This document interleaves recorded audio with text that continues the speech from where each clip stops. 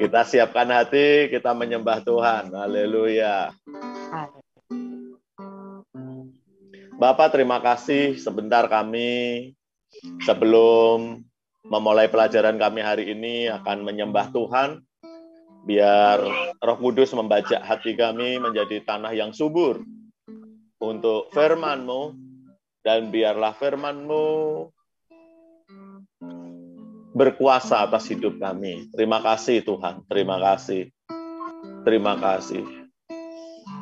Kami serahkan kelas malam hari ini dari awal, pertengahan hingga akhirnya ke dalam tangan kasih karunia Tuhan Yesus. Biar Roh Kudus bebas berkarya di tengah-tengah kami. Terima kasih Tuhan. Ora patah saya rala pasyaralah parala. Terima kasih. Oh, haleluya. Oh, raya rala pasyande. Terima kasih Bapa buat penyertaan-Mu sepanjang hari ini. Kami bersyukur. Terima kasih buat penyertaan-Mu. Terima kasih buat berkat-berkat-Mu. Terima kasih buat pertolongan-Mu. Haleluya. Kami naikkan syukur bagi-Mu. Haleluya. Kami bersyukur buat kasih-Mu. Terima kasih Tuhan. Terima kasih. Oh.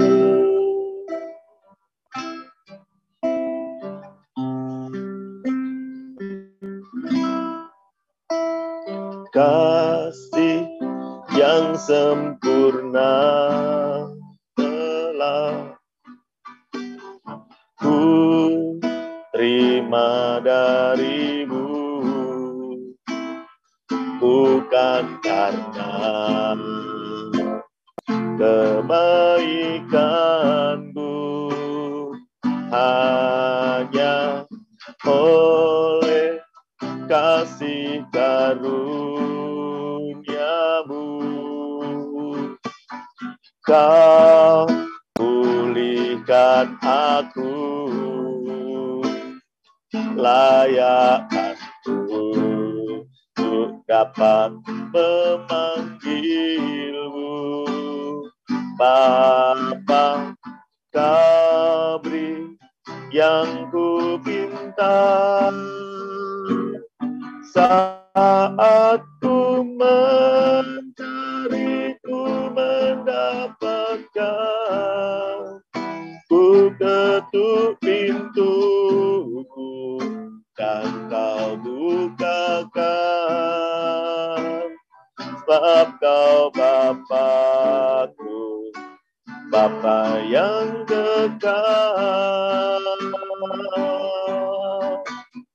Takkan Kau biarkan aku melangkah hanya sendirian. Kau selalu ada bagiku. Sebab Kau Bapa-Ku, Bapa yang kekal. Kasih yang sempurna telah ku terima dari-Mu, bukan karena kebaikan-Ku, hanya oleh kasih karunia-Mu.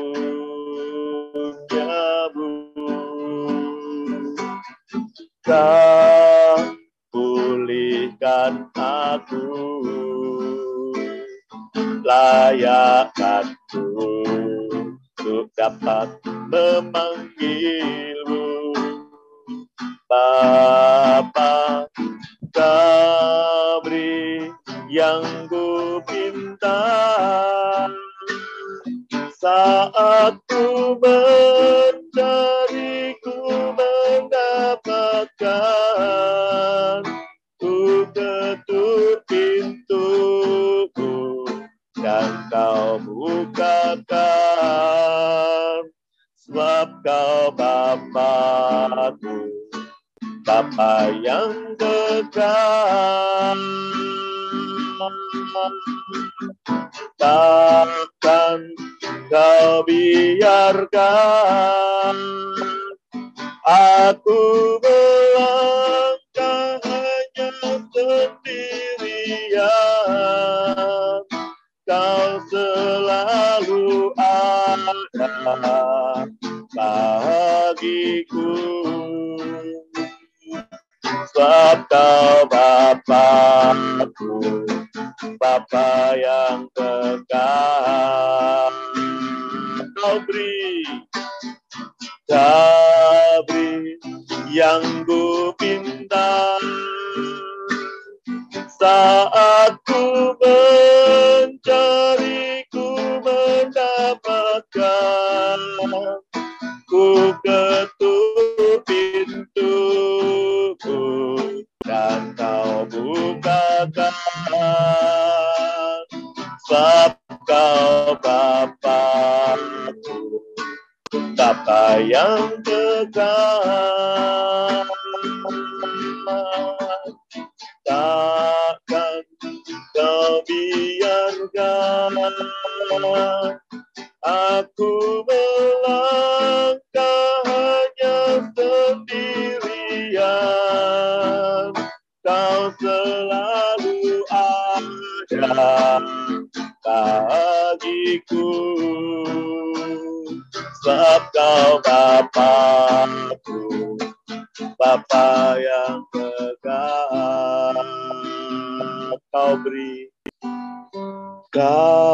beri yang ku pinta saat ku mencari, ku mendapatkan, ku ketuk pintumu dan kau bukakan, sebab kau Bapa-Ku, Bapa yang kekal. Takkan kau biarkan aku melangkah hanya sendirian. Kau selalu ada bagiku, sebab kau Bapa-Ku, Bapa yang kekal. Kau selalu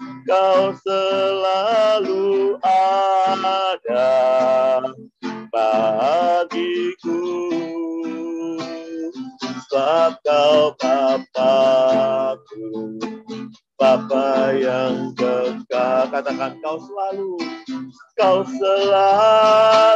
ada bagiku, sebab kau Bapa-Ku, Bapa yang kekal. Mari kita sembah Tuhan.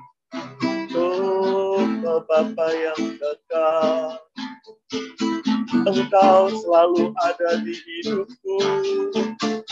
Haleluya. Engkau tak pernah biarkan kami sendiri. Engkau selalu menyertai. Haleluya. Terima kasih Tuhan. Haleluya Tuhan. Sebab itu kami bersyukur. Engkau Allah kami yang ajaib, Engkau Allah kami yang berkuasa. Ku tak gentar, ku tak takut, sebab Engkau menyertai kami. Haleluya, haleluya. Engkau membentuk hidup kami untuk menjadi bejana-Mu. Haleluya. Sirala barala barala barala barala barala barala barala barala. Terima kasih Tuhan. Terima kasih. Kau beri yang ku minta saat ku mencari, ku mendapatkan. Ku ketuk pintu-Mu dan Kau bukakan, sebab Kau Bapa-Ku, Bapa yang dekat.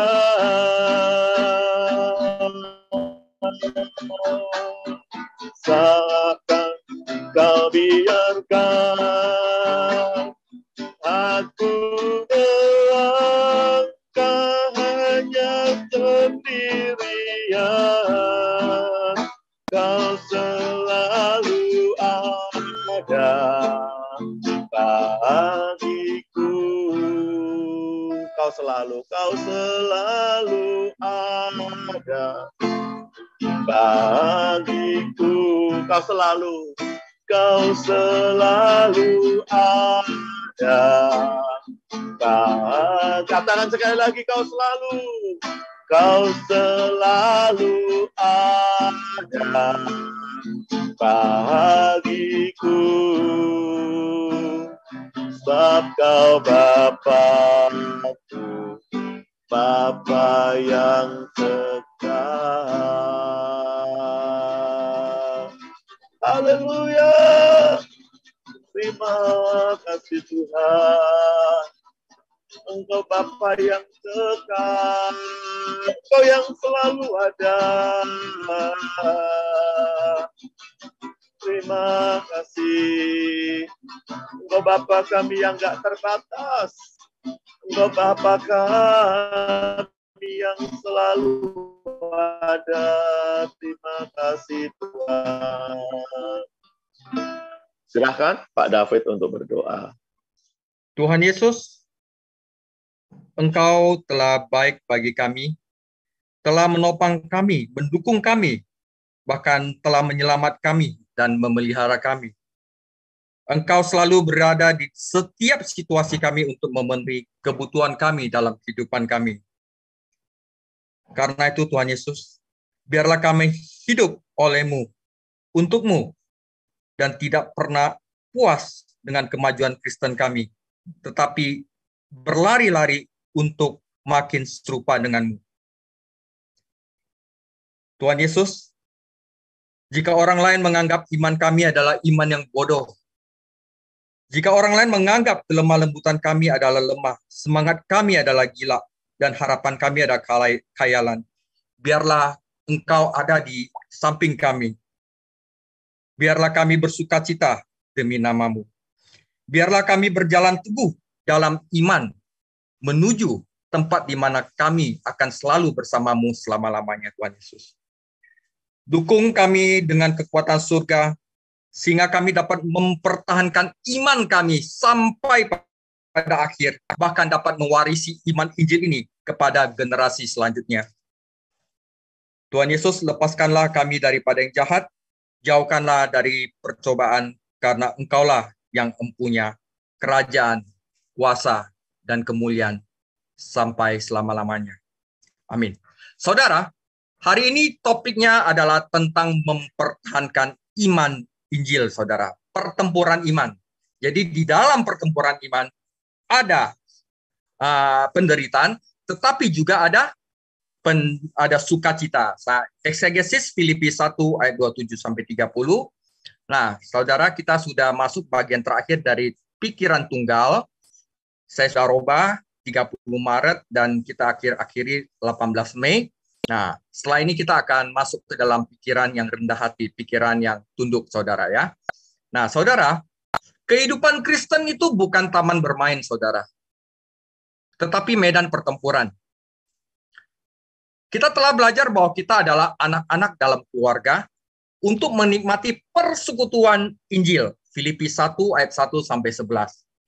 Kita juga adalah hamba, pelayan yang berbagi dalam pemberitaan Injil, kemajuan Injil. Filipi 1 ayat 12 sampai 26. Tetapi kita juga adalah tentara, saudara, yang membela iman Injil.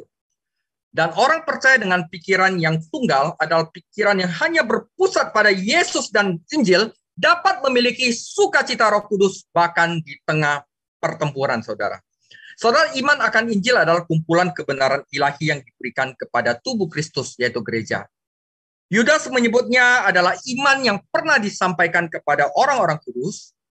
Paulus memperingatkan dalam 1 Timotius 4 ayat 1, tetapi Roh dengan tegas mengatakan bahwa di waktu-waktu kemudian, saudara, ada orang yang akan murtad lalu mengikuti roh-roh penyesat dan ajaran-ajaran setan oleh tipu daya pendusta-pendusta yang hati nuraninya memakai cap mereka.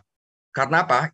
Iman akan Injil itu penting sekali, saudara. Nanti akan saya paparkan satu persatu, ya. Nah, iblis ini pengen mencuri harta dari umat Tuhan, yaitu Injil, saudara. Tuhan Yesus menyerahkan harta rohani ini kepada Paulus. Dan dia pada gilirannya menyerahkan kepada penerusnya, seperti Timotius, yang bertanggung jawab untuk menyerahkan harta ini kepada penerusnya lagi. Saudara, inilah sebabnya mengapa gereja harus terlibat dalam pelayanan pengajaran, sehingga, saudara, setiap generasi baru, orang percaya akan mengetahui, menghargai, dan menggunakan harta besar iman akan Injil. Tapi saudara, ada musuh yang keluar untuk mencuri harta dari umat Tuhan. Paulus telah bertemu musuh di Filipi. Dia sekarang menghadapinya di Roma. Jika setan hanya dapat merampok orang-orang percaya dari iman Kristen mereka, doktrin-doktrin yang menjadi ciri khas mereka, maka ia dapat melumpuhkan dan mengalahkan pelayanan Injil, saudara. Jadi hari ini topiknya lumayan serius, saudara, ya. Nah, mengapa harus mempertahankan Injil, saudara? Injil yang murni, yaitu Yesus Kristus mati di kayu salib untuk menebus dosa kita, dan kita diselamatkan hanya dengan iman kepadanya. Mengapa kita harus mempertahankan? Pertama, saudara, tanpa Injil semuanya sia-sia dan tidak ada gunanya. Kedua, Injil adalah firman hidup dan kebenaran. Ketiga, berbahagialah semua orang yang mendengar Injil dan memeliharanya, karena dengan cara ini mereka menunjukkan bahwa mereka adalah anak-anak Allah. Menjadikan adalah mereka yang tidak mau mendengarkannya dan mengikutinya karena mereka adalah anak-anak iblis. Hanya ada satu jalan menuju kehidupan dan keselamatan, dan itu adalah iman dan kepastian dalam janji-janji Allah yang tidak dapat diperoleh tanpa Injil, saudara. Karena dengan mendengar dan mengetahuinya, iman yang hidup disediakan bersama dengan harapan yang pasti, kasih yang sempurna kepada Allah, dan kasih yang hidup terhadap sesama kita. Lalu di mana harapan Anda jika Anda bertentangan dengan Injil Kudus dan menolak untuk mendengar, melihat, membaca, dan menyimpannya? Keenam, saudara, demi Injil, kita tidak boleh menolak untuk dihina, diejek, dikucilkan, dan ditolak di hadapan manusia. Karena dengan demikian, kita akan dihormati, dihargai, dimuliakan, dan ditinggikan dalam penghakiman Allah. Akankah ada penderitaan, penjara, siksaan? Tetapi kita tahu melalui pengorbanan Yesus Kristus, yaitu Injil, saudara, bahwa inilah cara untuk mencapai kemuliaan. Karena inilah hidup yang kekal, untuk mengetahui satu-satunya Allah yang benar, dan Yesus Kristus yang telah diutusnya, yang telah ditetapkannya sebagai awal, tengah, dan akhir dari keselamatan kita.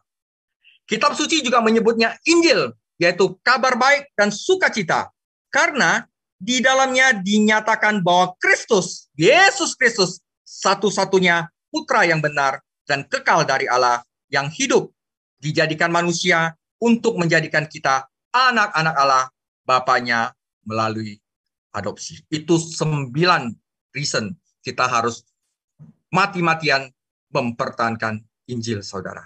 Injil apa? Ya. Jadi, saudara, sedih mendengar orang berkata, saya tidak peduli iman, saudara. Saya tidak peduli apa yang Anda yakini selama Anda hidup dengan benar. Asal perilaku Anda baik, ya sudah, saudara. Saya nggak peduli apa-apa lagi. Saudara, apa yang kita yakini, yaitu iman, menentukan bagaimana kita berperilaku. Dan keyakinan yang salah, yaitu iman yang salah, pada akhirnya akan berakhir pada kehidupan yang salah. Jadi kita jangan kepo, kita jangan sok tahu, oh yang penting hidup benar, udah benar. Itu pemikiran kita sendiri. Kitab suci berkata lain, saudara. Ya, setiap gereja lokal hanya perlu satu generasi untuk berpotensi kepunahan, saudara. Tidak heran setan menyerang anak-anak muda, saudara, secara khusus berusaha untuk menjauhkan mereka dari iman yang benar. Karena itu, saudara, diperlukan pengajar-pengajar yang ditempatkan di bagian anak muda dan bahkan sekolah minggu yang memiliki pikiran tunggal, saudara. Pikiran yang hanya hidup untuk Kristus dan untuk Injil, saudara. Bagaimana sekelompok orang Kristen dapat melawan musuh ini? Di dalam 2 Korintus 10 ayat 4, karena senjata kami dalam perjuangan bukanlah senjata duniawi, melainkan senjata yang diperlengkapi dengan kuasa Allah yang sanggup untuk meruntuhkan benteng-benteng. Nah, saudara, di pembahasan hari ini adalah 3 hal, saudara, untuk mempertahankan iman. Petrus mengambil pedang di Taman Getsemani dan Yesus menegurnya. Kita harus menggunakan senjata rohani, bukan senjata fisik, saudara, yaitu firman Allah, dan kita harus bergantung pada Roh Kudus untuk memberi kita kekuatan yang kita butuhkan. Tetapi pasukan harus berperang bersama-sama. Tubuh Kristus harus kompak, harus ada kerjasama. Inilah sebabnya Paulus mengirimkan peringatan ini kepada jemaat-jemaatnya di Filipi, agar mereka kompak, agar mereka ada kerjasama. Karena tanpa kerjasama, maka musuh akan menang. Paulus menjelaskan dalam paragraf ini bahwa ada 3 hal penting untuk kemenangan dalam pertempuran untuk mempertahankan iman, saudara. Yang pertama adalah konsistensi, ayat 27a. Yang kedua adalah kerjasama, ayat 27b. Dan yang ketiga adalah kepercayaan diri, ayat 28 sampai 30. Mari kita baca firman Tuhan. Filipi 1 ayat 27 sampai 30. Yang satu adalah konsistensi, yang kedua adalah kerjasama, yang ketiga adalah percaya diri. Sengaja saya tulis ini. Filipi 1 ayat 27 sampai 30. Hanya satu, hendaklah hidupmu berpadanan dengan Injil Kristus, supaya apabila aku datang melihat dan apabila aku tidak datang aku mendengar bahwa kamu teguh berdiri. 2, kerjasama dalam satu roh dan sehati sejiwa berjuang untuk iman yang timbul dari berita Injil. Dengan percaya diri, saudara, tiada digentarkan sedikit pun oleh lawanmu. Bagi mereka semuanya itu adalah tanda kebinasaan, tetapi bagi kamu adalah tanda keselamatan, dan itu datangnya dari Allah. Sebab kepada kamu dikaruniakan bukan saja untuk percaya kepada Kristus, tetapi kamu juga dikaruniakan untuk menderita untuk Dia, saudara. Dalam pergumulan yang sama seperti yang dahulu kamu lihat padaku, dan sekarang kamu dengar tentang aku. Bagian pertama, konsistensi, saudara. Saudara, kata percakapan dalam bahasa Inggris kuno tentu saja berarti berjalan seperti apa yang dikatakan. Hanya bertingkah lakulah dengan cara yang layak bagi Injil Kristus. Senjata terpenting melawan musuh bukan saja pengajaran yang menggugah atau buku yang ampuh, tetapi kehidupan orang percaya yang konsisten, saudara. Apakah apa yang dia katakan dari awal sampai akhir itu konsisten? Saudara, Anda bisa cek apakah kita telah belajar 4 kitab, saudara. Ibrani, Pengkhotbah, Efesus, dan Filipi. Apakah yang saya ajarkan itu konsisten? Apakah yang saya ajarkan benar-benar bahwa keselamatan hanya melalui iman kepada Kristus dan tidak ada yang lain. Saya selalu ajarkan sebegitu, tidak pernah berubah, saudara. Itu konsisten, saudara. Kata kerja yang digunakan Paulus berhubungan dengan kata polik, dia berkata, berperilakulah sebagai warga negara seharusnya berperilaku. Jadi saudara, jika saya mengajarkan bahwa iman saya kepada Kristus, saya tidak akan khawatir lagi. Kalau saya tiba-tiba di depan kalian saya khawatir, waduh, Tuhan jawab doa saya nggak? Saya berperilaku tidak berpadanan dengan Injil, saudara. Saya harus yakin karena saya mengajar, saudara. Paulus menyarankan bahwa kita, orang Kristen, adalah warga surga. Dan selama kita di bumi, kita harus berperilaku seperti warga surga. Dia mengangkat konsep ini lagi nanti di Filipi 3:20.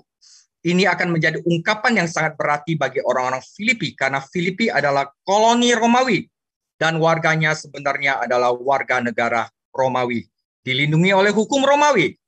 Gereja Yesus Kristus adalah koloni surga di bumi, dan kita harus berperilaku seperti kita adalah warga surga. Seperti kita benar-benar sudah diselamatkan. Anda tidak ada khawatir lagi, saudara. Anda tidak mikirin Anda harus ada rasa cukup, sukacita. Nah, itu adalah ciri khas warga surga, saudara. Ya, oke. Ini adalah pertanyaan baik bagi kita untuk bertanya pada diri sendiri secara teratur, saudara. Kita harus berjalan layak akan panggilan kita yang kita miliki di dalam Kristus, yang berarti berjalan layak bagi Tuhan untuk menyenangkan semua orang. Saudara, kita tidak berperilaku untuk pergi ke surga. Jadi kita bukan buat perbuatan baik seolah-olah kita bisa diselamatkan dengan perbuatan baik. Tetapi kita harus berperilaku karena nama kita sudah tertulis di surga dan kewarganegaraan kita ada di surga. Saudara, Injil apa yang harus dipertahankan? Di sini saya akan memberikan satu deskripsi. Ya, ini yang harus kita pertahankan. Injil adalah kabar baik bahwa Kristus mati untuk dosa-dosa kita, dikuburkan, dan bangkit kembali. Hanya ada satu kabar baik tentang keselamatan.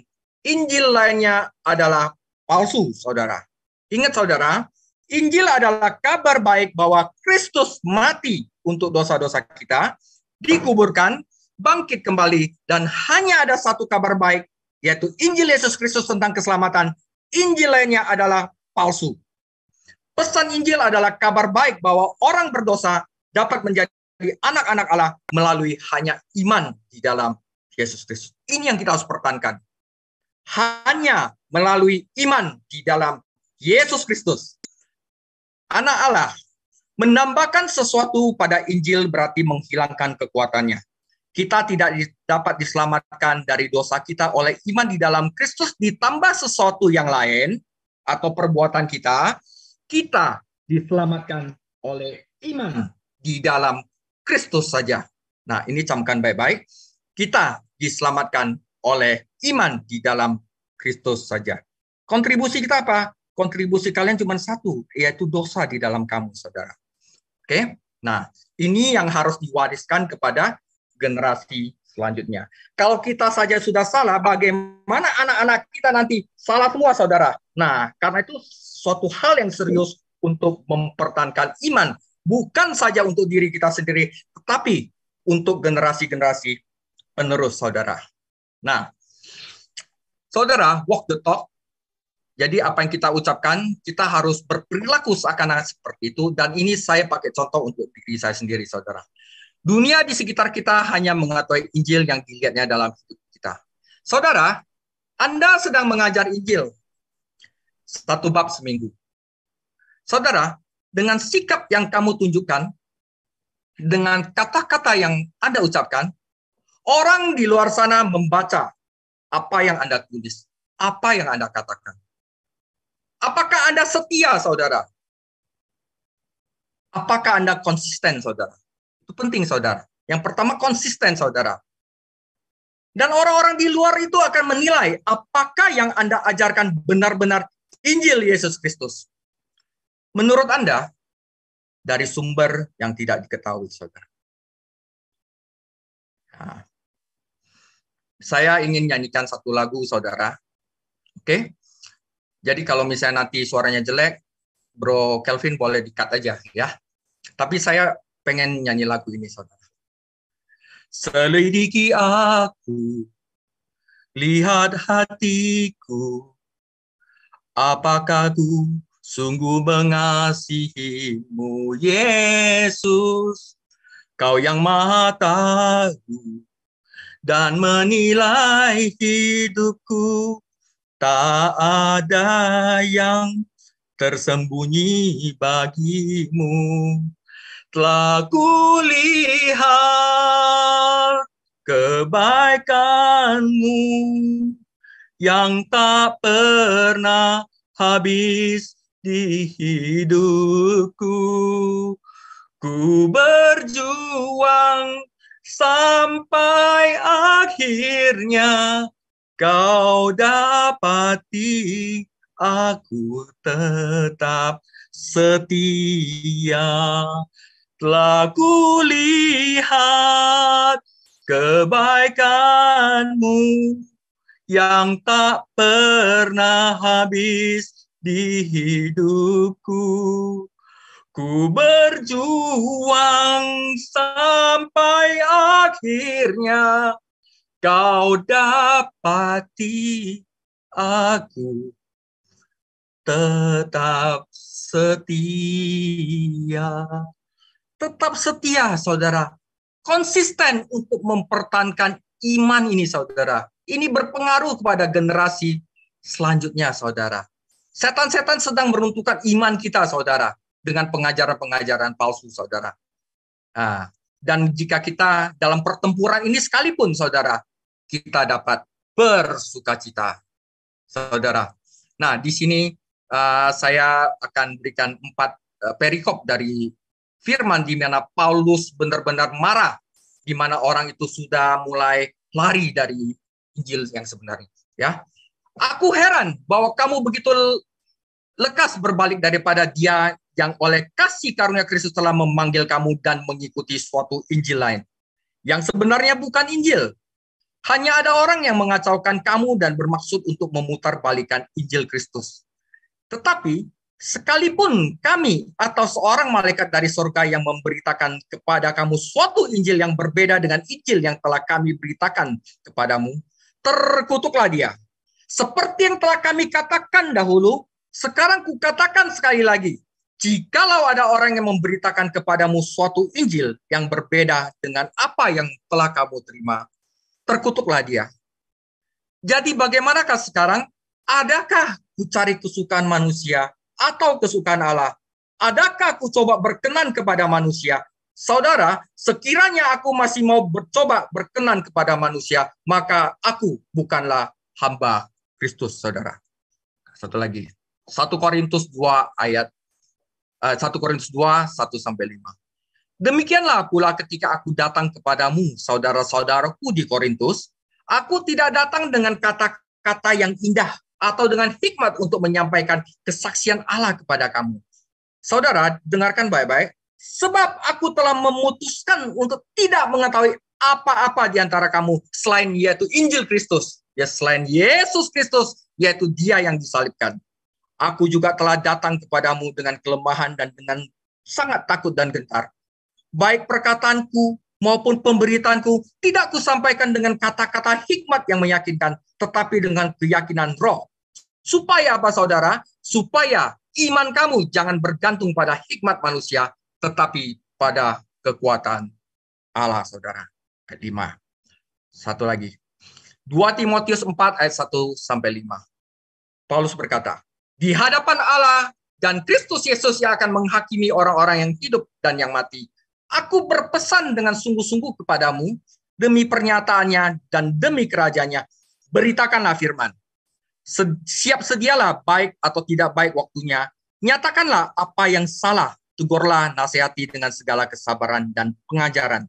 Karena akan datang waktunya, orang-orang tidak dapat lagi menerima ajaran yang sehat, tetapi mereka akan mengumpulkan guru-guru menurut kehendaknya untuk memuaskan apa yang mereka suka, saudara. Memuaskan keinginan telinganya. Mereka akan memalingkan telinganya dari kebenaran, dari Injil, dan membukanya bagi dongeng. Tetapi kuasailah dirimu dalam segala hal, sabarlah menderita, lakukanlah pekerjaan pemberita Injil, dan tunaikanlah tugas pelayananmu. Saudara, ini terakhir Galatia 3 ayat 1-4. Hai orang-orang Galatia yang bodoh, siapakah yang telah menyihir kamu, yang mempesona kamu? Bukankah Yesus Kristus yang disalibkan itu telah dilukiskan dengan terang di hadapanmu? Hanya ini yang hendak ketahui daripada kamu. Adakah kamu telah menerima roh karena melakukan hukum Taurat, atau karena percaya kepada pemberitaan Injil? Adakah kamu sebodoh itu? Kamu telah mulai dengan roh, maukah kamu sekarang mengakhirinya di dalam daging? Sia-siakah semua yang telah kau alami sebanyak itu? Masakan sia-sia. Dan terakhir Paulus dalam sebelum dia dieksekusi, dipancung, dia berkata gini, saudara. 2 Timotius 4 ayat 7. Aku telah mengakhiri pertandingan yang baik. Aku telah mencapai garis akhir. Dan yang terakhir, aku telah memelihara iman, saudara. Iman dipertahankan oleh Paulus. Dan dia bilang, aku telah memelihara iman. Dia tidak bilang, saya telah bikin gereja di Efesus, Kolose, di Tesalonika. Dia nggak bicara itu. Itu semua menurut dia tidak apa-apa. Tapi yang paling penting itu apa? Dia telah memelihara iman, saudara. Nah, setelah apa yang saya paparkan tadi, menurut Anda, apakah penting untuk mempertahankan iman? Sangat-sangat penting, saudara. Nah, saudara, ini adalah Polycarpus of Smyrna. Polycarpus adalah murid langsung dari Rasul Yohanes. Murid langsung dari Rasul itu disebut Apostolic Father. Umur dia 80 tahun sewaktu dia dibakar, saudara, hidup-hidup. Dan waktu dia diminta untuk menyela Kaisar, dia katakan begini, 86 tahun saya telah melayani dia, dan dia tidak melakukan kesalahan kepada saya. Bagaimana saya bisa menghujat Raja dan Juru Selamat saya? Dan saya ambil dari Christian History Institute sedikit tentang gambaran Polycarpus of Smyrna. Ini akan membangun iman Anda, saudara. Ini akan menumbuhkan iman Anda. Polycarpus of Smyrna. Kami menulis kepada Anda, saudara-saudara, dengan catatan tentang para martir, terutama Polycarpus yang diberkati, yang kematiannya mengakhiri penganiayaan. Hampir semua peristiwa yang mengarah ke sana mengungkapkannya sebagai kemartiran lain dalam pola ilahi yang kita lihat dalam Injil. Seperti Yesus Kristus, dia menunggu pengkhianatannya, seperti yang Yesus lakukan. Sehingga kita dapat mengikutinya dalam memperhatikan kebutuhan orang lain, juga diri kita sendiri. Kasih sejati tidak hanya menginginkan keselamatan diri sendiri, tetapi keselamatan semua saudara kita, saudara. Ceritanya gini, paling 2 menit, saudara ya. Mereka segera mengikuti Polycarpus, dan ketika mereka tidak dapat menemukannya, mereka menangkap 2 pemuda dari rumah Polycarpus dan menyiksa mereka untuk mengaku. Sheriff yang disebut Herodes tidak sabar untuk membawa Polycarpus ke stadion.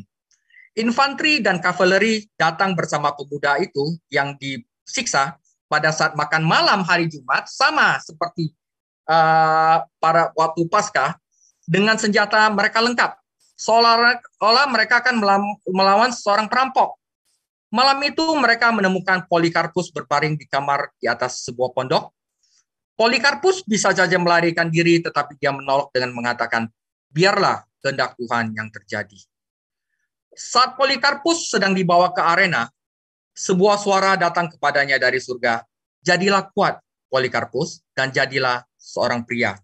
Tidak ada yang melihat siapa yang berbicara, tetapi saudara-saudara kita yang ada di sana mendengar suara itu. Ketika orang banyak mendengar bahwa Polycarpus telah ditangkap, terjadilah kegemparan. Prokonsul bertanya, apakah dia Polycarpus? Mendengar itu, dia mencoba membujuknya untuk murtad, saudara.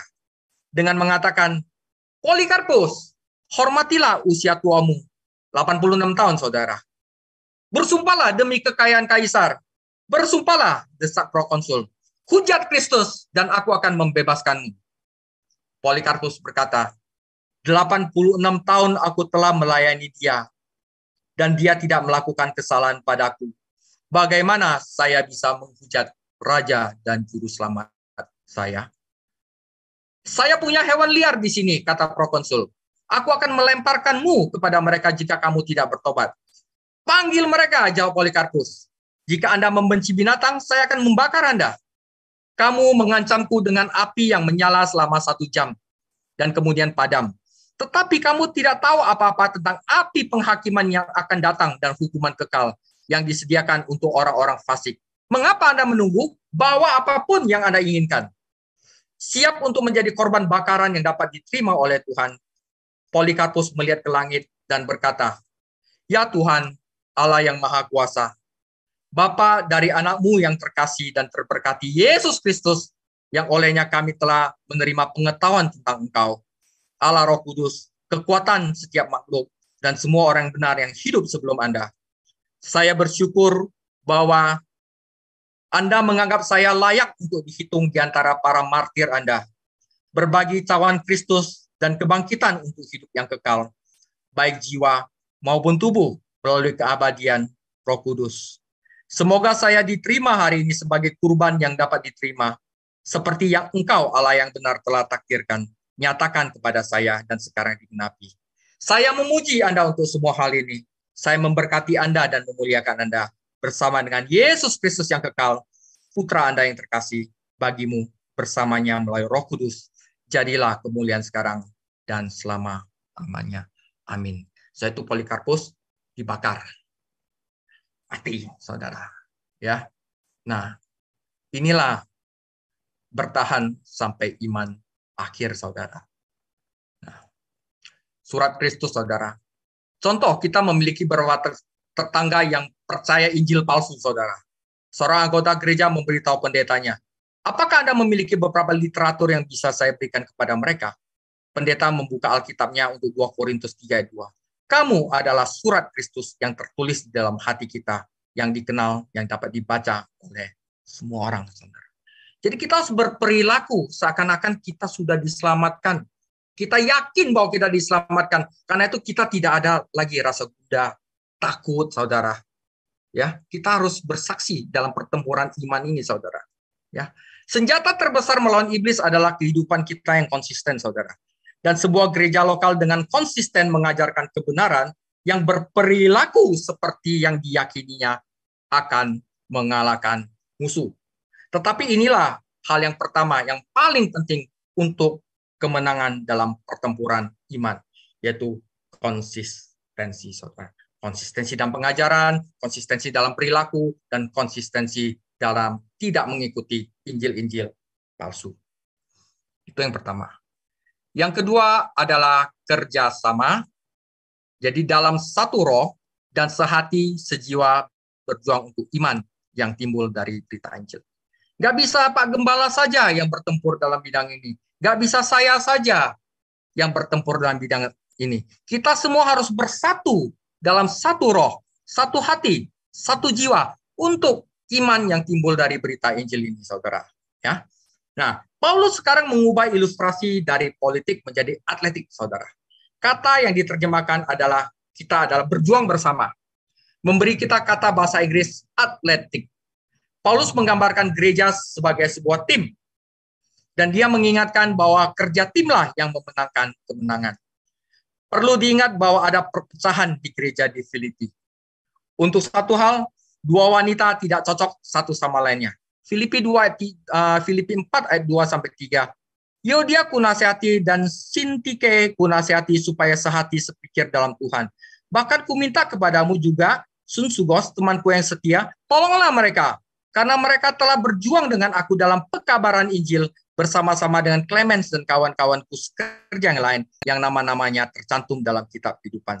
Rupanya, saudara, para anggota persekutuan di Filipi itu berpihak seperti yang sering terjadi dan perpecahan yang telah menghambat pekerjaan gereja, saudara. Saudara, setan itu selalu senang melihat perpecahan internal dalam pelayanan lokal, saudara. Memecah belah dan menghancurkan adalah motonya. Dan terlalu sering dia memiliki cara ini, saudara. Hanya ketika orang-orang percaya, kita semua, saudara, berdiri bersama-sama, kita dapat mengalahkan si jahat. Sepanjang surat ini, Paulus menggunakan cara yang menarik untuk menekankan pentingnya persatuan. Dalam Filipi 1 ayat 27, kata Yunani ada sun atleo. Sun artinya bersama-sama, atleo itu atlet. Jadi artinya berjuang bersama-sama sebagai atlet. Dalam bahasa Yunani, awalan sun, ada yang namanya sun, itu berarti dengan, bersama-sama, dan ketika digunakan dengan kata-kata yang berbeda, memperkuat gagasan kesatuan dalam kata-kata itu. Ya, ini seperti agak kayak kooperatif, kolaboratif, seperti itu. Setidaknya 16 kali Paulus menggunakan awalan ini, sun, di dalam Filipi, dan pembacanya tidak mungkin melewatkan pesan-pesan ini. Dengan kata lain, Paulus mengingatkan kita perlunya pikiran yang sehati, sepikir, yaitu pikiran tunggal hanya untuk Yesus Kristus. Saudara, ini satu contoh saja, ya, kisah Jerry dan pengalamannya dalam pelayanan. Saudara, satu anggota pemusik namanya Jerry merasa jijik, saudara. Dia memutuskan untuk memberitahukan gembala bagaimana perasaannya.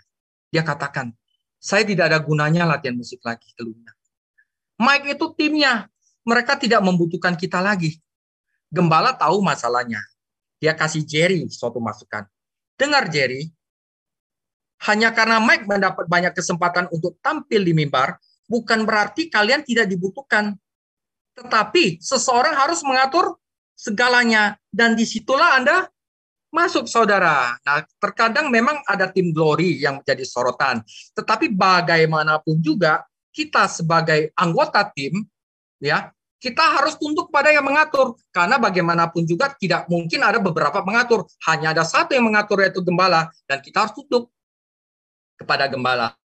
Nah, biasanya ini dia akan menyulitkan anggota tim lainnya. Mereka tidak bekerja sama, tetapi bekerja untuk membuat satu orang terlihat baik. Nah, sikap inilah yang membuat kekalahan. Karena itu kita harus merancangkan suatu persatuan di dalam pelayanan gereja, saudara. Ya, agar apa? Agar kita dapat memenangkan pertempuran Injil, saudara. Nah, saudara, Rasul Yohanes harus berurusan dengan seorang pria namanya Diotrepes, karena pria itu suka memamerkan keunggulan. Ini bahaya, saudara, ya. 3 Yohanes 1 ayat 9, aku telah menulis sedikit kepada jemaat, tetapi Diotrepes yang ingin menjadi orang terkemuka di antara mereka tidak mau mengakui kita. Bahkan Rasul Yakobus dan Yohanes sendiri meminta untuk memiliki tahta khusus. Ya, Matius 20:20, maka datanglah ibu anak-anak Zebedeus serta anak-anaknya itu kepada Yesus, lalu sujud di hadapannya untuk meminta sesuatu kepadanya. Kata Yesus, apa yang kau kehendaki? Jawabnya, berilah perintah supaya kedua anakku ini boleh duduk kelak di dalam kerajaanmu, yang seorang di sebelah kanan dan seorang lagi di sebelah kiri. Pengen jabatan, saudara, ya. Nah, saudara, kata penting di sini untuk mempertahankan Injil itu bahwa seluruh anggota gereja itu harus kerjasama, saudara. Tidak mementingkan diri sendiri, tapi mementingkan pelayanan Injil. Karena itu diperlukan pikiran tunggal, saudara. Kata pentingnya adalah kerjasama. Berdiri kokoh bersama dalam satu semangat, berjuang bersama melawan musuh, dan melakukannya dengan satu pikiran dan satu hati. Oke, saudara, setiap orang percaya itu ada karunia sendiri, ada pelayanan sendiri. Ada berbagai karunia roh, tetapi satu roh. Ada berbagai macam pelayanan, tetapi satu Tuhan. Ya, setiap orang percaya memiliki tempat dan pekerjaan yang ditugaskan. Seperti saya ditugaskan untuk Bible study. Dan jika masing-masing melakukan pekerjaannya itu, ya, ikutin aja pekerjaannya itu yang udah diatur oleh gembala. Itu membantu semua orang yang lain. Tidak semua orang bisa menjadi kepala atau sorotan. Tim harus mengikuti aturan, dan firman Tuhan adalah otoritas tertinggi kita. Ada satu tujuan, saudara, kita untuk melayani, yaitu untuk menghormati Kristus dan melakukan kehendak-Nya.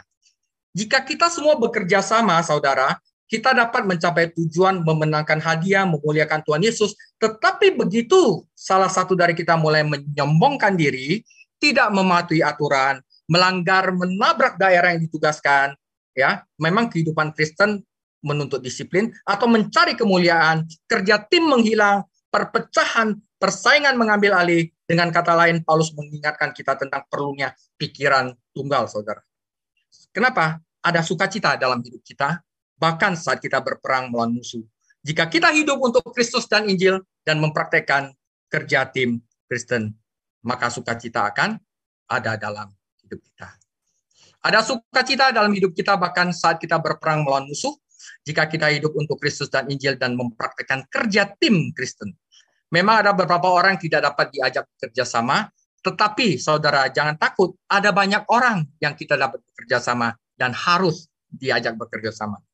Kita adalah warga surga dan oleh karena itu harus berjalan secara konsisten yang pertama.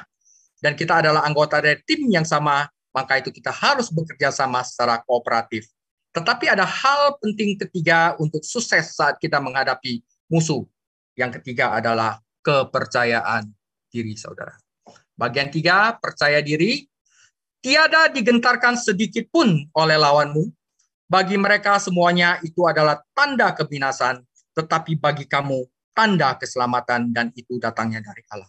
Sebab kepada kamu dikaruniakan bukan saja untuk percaya kepada Kristus, melainkan juga untuk menderita untuk Dia. Dalam pergumulan yang sama yang seperti dahulu kamu lihat padaku dan yang sekarang kamu dengar tentang aku.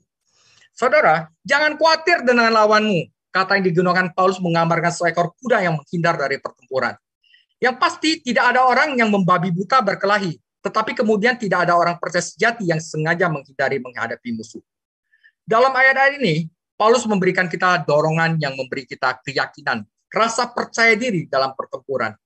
Pertama, saudara, jika kita ada pertempuran iman, itu berarti kita adalah orang yang diselamatkan. Kita tidak hanya percaya kepada Kristus, tapi juga menderita bagi Kristus.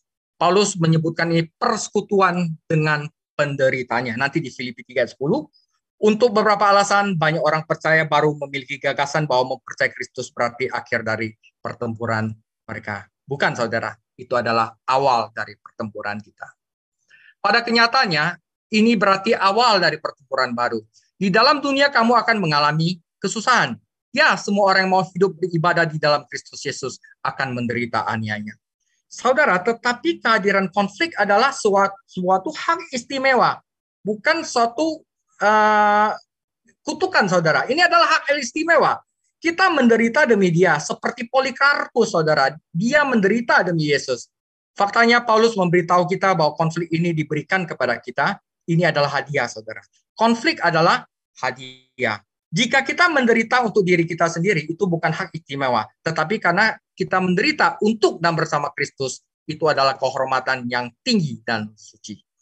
Bagaimanapun juga, Dia menderita untuk kita, dan kesediaan untuk menderita bagi Dia adalah paling tidak bisa kita lakukan adalah sesuatu yang bisa kita lakukan untuk menunjukkan kasih dan rasa syukur kita. Dorongan ketiga adalah orang-orang Kristen lainnya juga mengalami konflik yang sama. Juga jika saudara tanya saya, apakah saya mengalami konflik dalam pertempuran iman? Sudah sering, saudara. Sudah sering, saudara. Ya, nanti pada kesempatan lain mungkin saya bisa bersaksi bagaimana saya gara-gara mempertahankan iman saya dikeluarkan dari gereja, saudara. Saya akan suatu hari akan bersaksi tentang itu. Setan ingin kita berpikir bahwa kita sendirian dalam pertempuran, bahwa kesulitan kita unik, tetapi tidak demikian halnya. Paulus mengingatkan jemaat Filipi bahwa dia sedang mengalami kesulitan yang sama seperti mereka alami ratusan mil dari Roma. Perubahan geografi biasanya bukan solusi untuk masalah spiritual, karena sifat manusia adalah sama dimanapun juga mereka pergi, dan musuh juga ada di mana-mana. Mengetahui bahwa rekan-rekan seiman saya juga ikut ambil bagian dalam pertempuran, merupakan dorongan bagi saya untuk terus maju dan berdoa bagi mereka sebagaimana saya berdoa untuk diri saya sendiri. Sebenarnya, saudara, melalui konflik rohani adalah salah satu cara kita bertumbuh di dalam Kristus. Tuhan memberi kita kekuatan yang kita butuhkan untuk berdiri teguh melawan musuh, dan keyakinan ini adalah bukti kepadanya bahwa musuh akan kalah dan kita berada di dalam pihak yang menang. Saudara, sebagai penutup, jemaat di Filipi telah melihat bagaimana Paulus mengalami konflik ketika dia bersama mereka. Karena apa? Mempertahankan iman, saudara. Dan mereka telah menyaksikan keteguhannya di dalam Tuhan. Mempertahankan iman. Kata konflik memberikan kata penderitaan, agonia, yang merupakan kata yang sama digunakan untuk pergumulan Kristus di Taman Getsemani. Saudara, saat kita menghadapi musuh dan bergantung pada Tuhan Yesus, Dia memberi semua, bukan sebagian, saudara, semua yang kita butuhkan untuk pertempuran. Ketika musuh melihat kepercayaan diri yang diberikan Tuhan kepada kita, itu membuatnya takut. Jadi, saudara, pikiran tunggal, pikiran yang setia, saudara, yang konsisten, yang istilahnya saya harus mengajarkan yang benar-benar, saya tidak akan kompromi untuk mengajarkan Injil Kristus. Jadi pikiran tunggal memungkinkan kita untuk memiliki sukacita di tengah pertempuran karena menghasilkan konsistensi, kerjasama, dan kepercayaan diri dalam kita.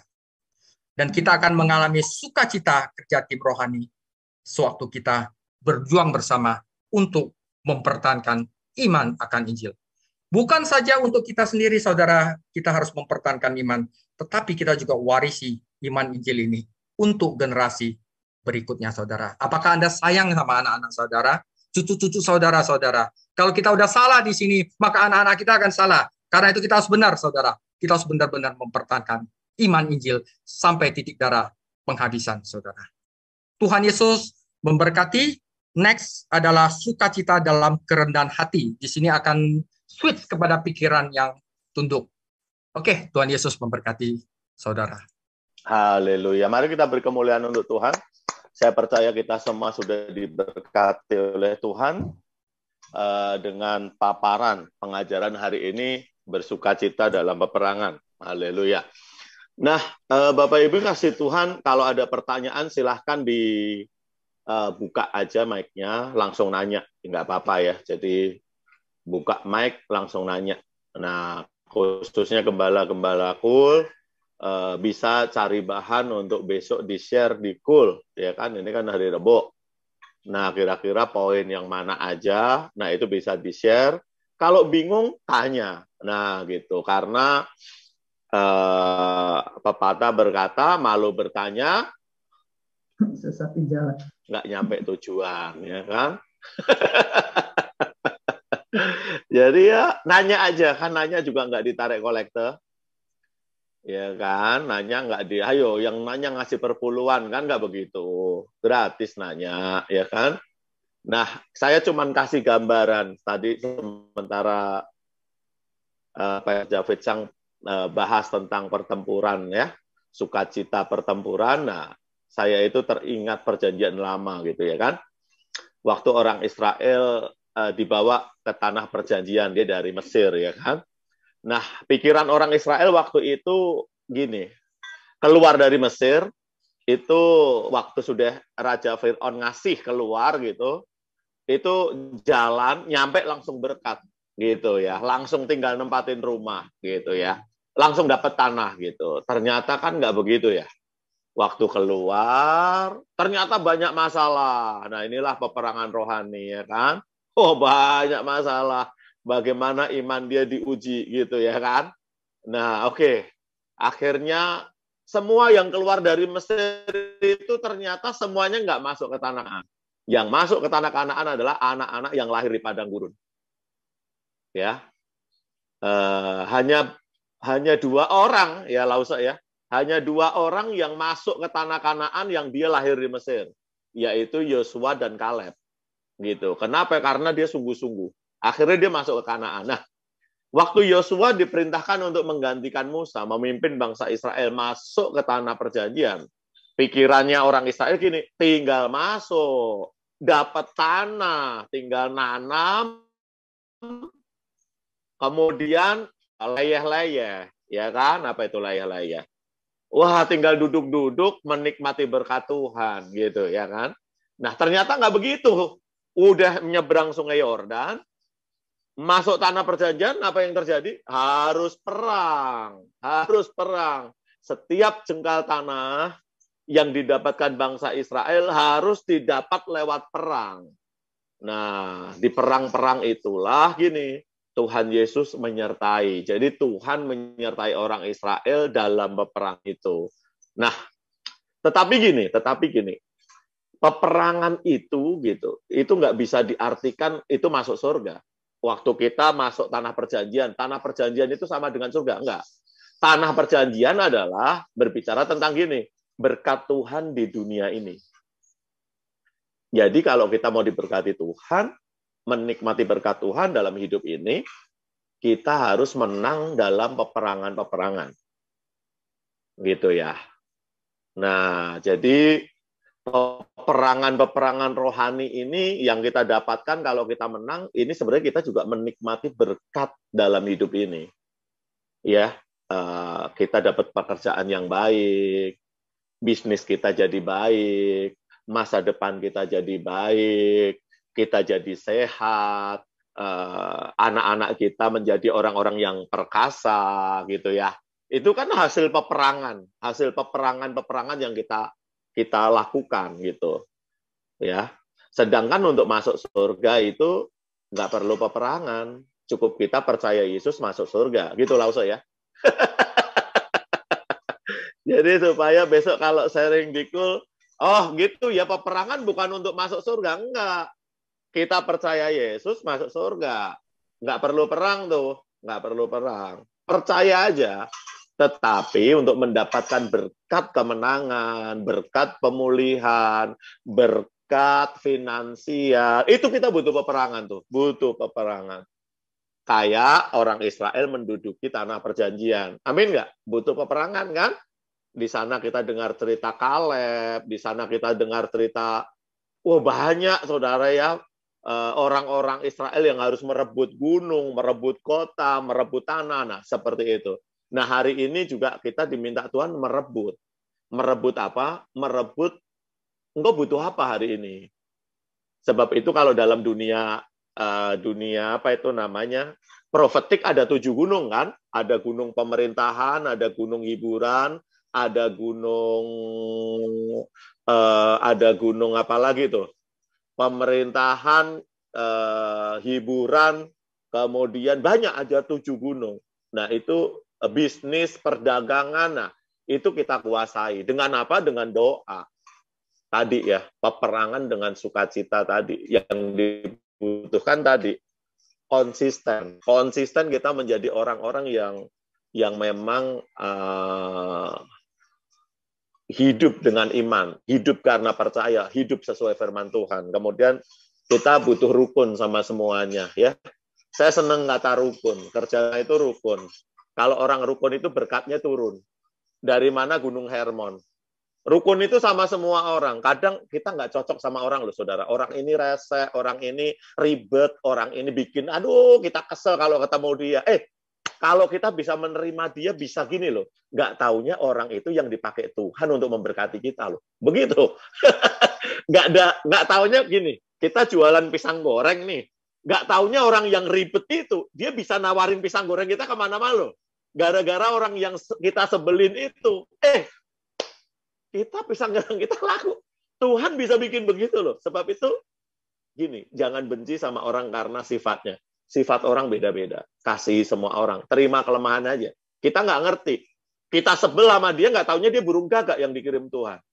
Nah, burung gagak kan serem. Udah warnanya hitam ya kan. Suka matok-matok, kita udah takut. Padahal itu burung gagak loh. Yang gini, kiriman dari Tuhan untuk gini. Untuk membawa berkat Tuhan dalam hidup kita. Amin. Jadi nanti kalau lihat burung gagak datang, nah ajak makan bakso, ya, ajak makan kue tiaw, jangan diusir. Dia bawa berkat dari Tuhan. Burung gagak itu orang-orang yang menjengkelkan itu loh. Punya nggak sih orang yang menjengkelkan? Kasihin aja mereka. Terima aja mereka apa adanya. Biar kita jadi kayak gini, kayak Tuhan Yesus lah, terima kita, ya kan? Kita itu juga menyebalkan, kita juga menjengkelkan, tapi kan Tuhan Yesus mau terima kita. Memang karena kita baik, Tuhan Yesus mau terima kita. Apa baiknya kita? Disuruh jujur susah. Suruh baca Alkitab tiap hari susah. Suruh doa nunda-nunda. Tuhan juga sebel kayak sama kita. Tapi itu yang nggak ikut kelas kita. Itu yang sebelah sana. Ya, yang sama baik-baik semua. Dan saya percaya kita orang-orang yang diberkati Tuhan. Amin. Wah, percaya diri. Gitu ya. Jadi orang percaya diri aja. Itu dia tuh. Percaya diri itu kita nggak usah takut lah sama orang-orang yang apa ya, yang sebenarnya dia nggak punya kuasa apa-apa sih. Dia cuma punya kuasa sedikit di dunia ini ya, tapi dia nggak punya kuasa tadi untuk menghukum dalam penghukuman yang kekal. Ya lebih baik takut sama api kekal daripada kita takut sama api dunia. Api dunia mah cuma sejam nyala, tapi api kekal kan. Nah itu yang harus kita takuti. Takutlah sama dia yang gini, bisa membinasakan baik tubuh maupun jiwa. Kalau orang dunia itu cuma bisa membinasakan tubuh kita. Nggak takut, saudara. Saya senang kata-kata Ahok. Kalaupun ditembak, saya nggak merem. Saya melek. Wih, mantap, saya bilang.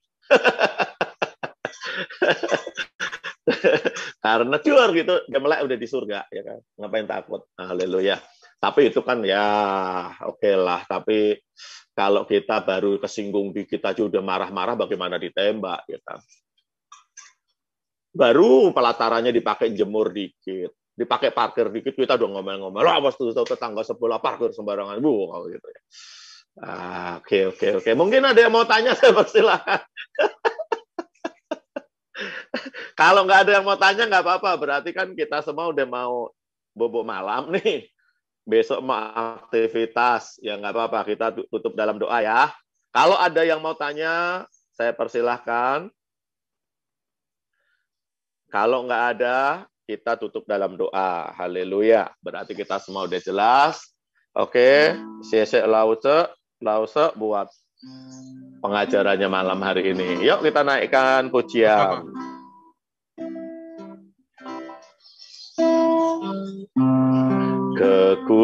Kekuatan di hidupku ku dapat dalam Yesus. Dia tak pernah tinggalkanku, setia menopangku. Katakan berseru,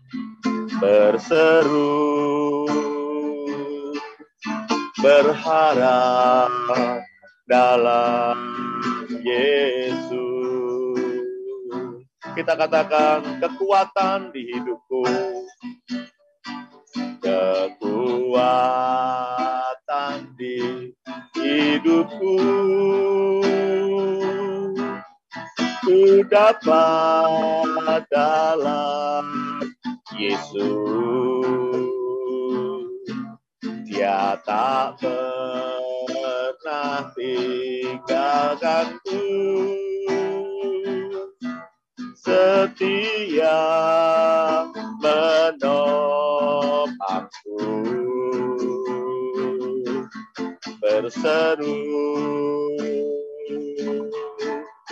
Berharap dalam Yesus. Kita katakan, ajaib kau Tuhan, ajaib kau Tuhan, penuh kuasa, sanggup pulihkan keadaanku, dalam tanganku seluruh hidupku tak akan goyang selama. Ajaib kau Tuhan, ajaib kau Tuhan, penuh kuasa, sanggup pulihkan keadaanku,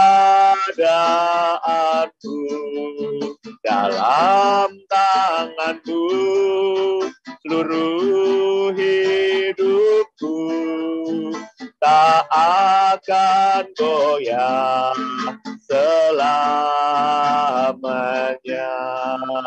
tak akan goyah selamanya, tak akan goyah selamanya.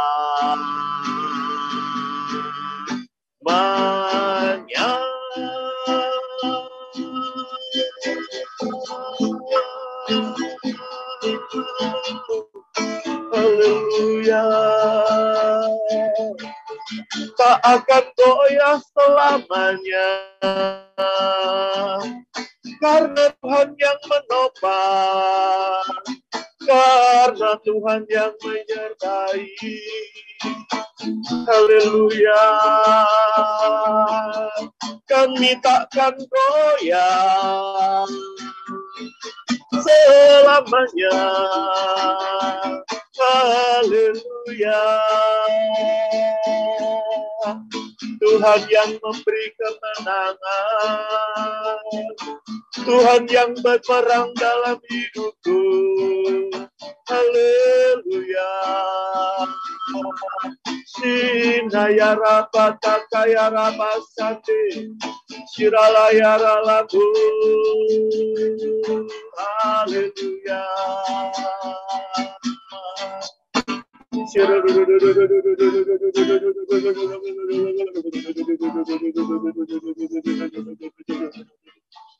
Shirala barala barala barala barala barala barala. Shirala barala sakti. Haleluya. Bapak, terima kasih malam hari ini kami boleh belajar bersama-sama tentang peperangan dengan tetap sukacita. Terima kasih, terima kasih, terima kasih. Dan malam hari ini Engkau lihat setiap kami. Peperangan apapun yang kami hadapi hari ini, Tuhan sertai, Tuhan sertai, Tuhan sertai, Tuhan sertai. Ora pasyarala barala barala barala barala. Mungkin engkau sedang menghadapi peperangan untuk ekonomi keluargamu, dalam pekerjaanmu. Mungkin engkau sedang menghadapi peperangan tentang sakit penyakit. Mungkin engkau sedang menghadapi peperangan tentang keluarga, tentang anak-anak, tentang orang tua. Malam hari ini mari kita datang di hadapan Tuhan. Ora pasyirala patakaya. Tuhan yang memberi kemenangan.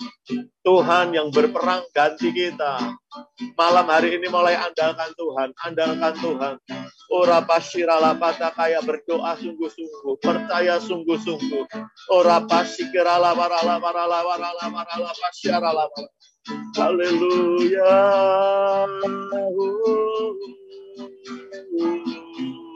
Tuhan, Kau melawat setiap kami, lawat Roh Kudus menjamah setiap kami. Ora parara pasirala parala parala parala parala. Yang lemah Tuhan kuatkan, yang luka-luka, yang sakit Tuhan sembuhkan. Ora yarala, yang semangatnya mulai goyah, mulai patah, kembali Tuhan segarkan malam hari ini. Pira pasyarala patakaya rala parala parala. Biar Engkau memegang tangan setiap kami ya Tuhan. Dan mengangkat setiap kami. Dan membawa kami ke dalam kemenangan yang gilang gemilang ya Tuhan. Sesuai dengan janji-Mu. Terima kasih Tuhan, terima kasih. Terima kasih, terima kasih. Berkat-Mu turun atas setiap kami malam hari ini.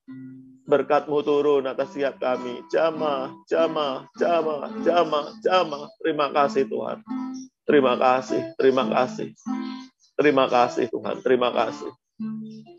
Terima kasih. Kami juga berdoa untuk Pastor David Chang yang telah mengajar kami. Mari kita arahkan tangan kita, berkati hamba-Mu ini ya Tuhan. Beri kesehatan, kekuatan. Berkati Tuhan keluarganya, berkati istri dan anak-anaknya, berkati pekerjaannya, berkati pelayanannya. Biar melalui pelayanan hamba-Mu ini banyak jiwa-jiwa diberkati ya Tuhan. Engkau jadikan hamba-Mu ini alat yang ajaib di tangan-Mu. Terima kasih Tuhan, terima kasih. Jauhkan dari panah-panah api si jahat. Terus biar hamba-Mu boleh tetap berdiri hari-hari ini. Terima kasih karena kekuatan yang daripada Engkau. Kami serahkan Tuhan hamba-Mu Pastor David Chang ke dalam tangan kasih karunia-Mu. Terima kasih Tuhan, terima kasih. Juga malam hari ini kami membawa juga Kak Friska ke dalam tangan-Mu. Tuhan pulihkan kesembuhan yang sempurna. Tuhan berikan kepada Kak Friska. Terima kasih Tuhan. Tutup bungkus dengan kuasa darah Yesus. Dari ujung kepala sampai ke ujung kakinya Tuhan. Terima kasih kami serahkan hamba-Mu ini ke dalam tangan kasih karunia-Mu. Terima kasih Tuhan, terima kasih. Kalau di tengah-tengah kami juga ada saudara-saudara kami yang sakit, kami serahkan ke dalam tangan-Mu Tuhan, sembuhkan oleh pilur-pilur Yesus. Saudara-saudara kami yang sakit sudah disembuhkan. Terima kasih Bapak, terima kasih. Dan kalau sebentar kami mau akhiri kelas ini, mari Tuhan curahkan berkat-Mu atas setiap kami berlimpah-limpah. Mari rekan-rekan, Bapak, Ibu, Saudara semua, angkat kedua tanganmu di hadapan Tuhan.